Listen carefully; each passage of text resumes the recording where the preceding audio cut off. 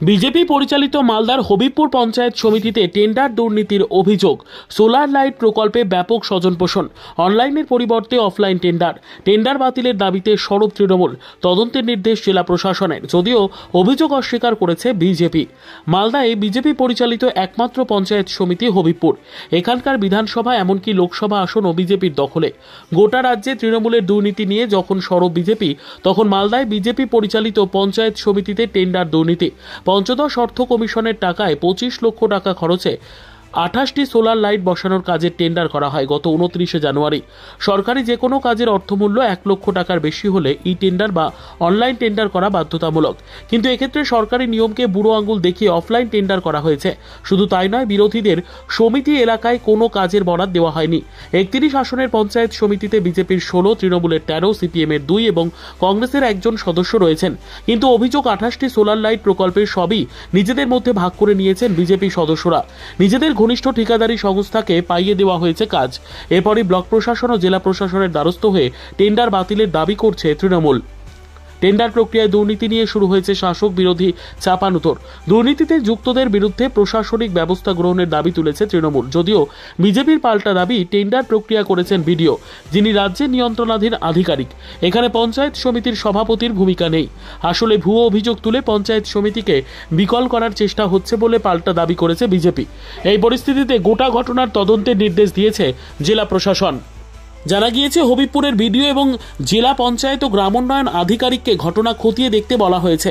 প্রয়োজনে ব্যবস্থা নেওয়া হবে বলেও জানিয়েছে প্রশাসন। গত 13 তারিখে বিডিও স্যারকে একটা কমপ্লেন জানিয়েছিলাম আমরাই, বিরোধী পক্ষ টিএমসি তরফ থেকে। গত 29/1/2025 তারিখে, যার মেমো নাম্বার হচ্ছে 33/HBP, একটা অফলাইন টেন্ডার হয়েছিল, ম্যানুয়ালি টেন্ডার হয়েছিল, যা সম্পূর্ণ অবৈধ। এবং এই টেন্ডার প্রক্রিয়ায় আমাদেরকে সম্পূর্ণভাবে একদম বঞ্চিত করা হয়েছে। আমাদেরকে কোনো রকম কিছু জানানো হয়নি। কারা করেছে? এবং এটা বিজেপি পরিচালিত আমাদের পূর্ত কর্মাধ্যক্ষ, সভাপতি এবং বিডিও সাহেব এটার মধ্যে এই প্রক্রিয়া সম্পন্ন করেছেন। ইহা আমাদের কাছে সম্পূর্ণ অবৈধ এবং অবৈধভাবে এই টেন্ডার প্রক্রিয়া করা হয়েছে। কার বিরুদ্ধে? বিজেপি পরিচালিত যে পঞ্চায়েত সমিতি আছে, ওনারাই তো টেন্ডার পরিচালনা করেছেন। এবং এই প্রক্রিয়া যাতে সম্পূর্ণ অবৈধ, এই টেন্ডার যাতে ক্যান্সেল করা হয়, তার জন্য আমরা বিডিও সাহেবের কাছে আমরা লিখিত একটা কমপ্লেন দিয়েছিলাম, সম্পূর্ণ মেম্বাররা মিলে। এবং আমরা বিডিও সাহেবের কাছ থেকে কোনো সদুত্তর পাইনি। এই পরিপ্রেক্ষিতে আমরা জেলা নেতৃত্বের কাছে এবং জেলা অফিসে ডিএম, এডিএম, এসডিও এবং ডিপিআরডিওকে আমরা কমপ্লেন কপি দিয়ে এসেছি। প্রথমত টেন্ডারের একটা নিয়ম আছে, টেন্ডার সবচেয়ে অনলাইনে হয়, অফলাইনে এখন টেন্ডার উঠে দিচ্ছে। টেন্ডার যদি অনলাইনে হয়, তাহলে টেন্ডার প্রসিডিওরটা ঠিক করতে হবে, অল কনসার্নকে জানাতে হবে, সবকে জানতে পেরেছে কিনা এটা দেখতে হবে।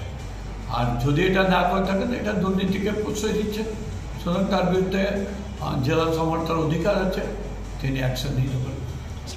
আমরা দেখতে পেলাম হবিবপুর পঞ্চায়েত সমিতিতে তৃণমূল দল এবং সেখানকার মেম্বাররা বিভিন্ন জায়গায় কমপ্লেন করেছে যে হবিবপুরের পঞ্চায়েত সমিতির সভাপতি টেন্ডারে দুর্নীতি করেছে, তার নিজের লোককে সমস্ত সোলারের টেন্ডার পাইয়ে দিয়েছে। কিন্তু এইটা তৃণমূল দল ভুলে যাচ্ছে যে এই টেন্ডারটা সভাপতি করে না, বিডিও করে, এবং ভিডিওটা রাজ্য সরকারের অধীনে।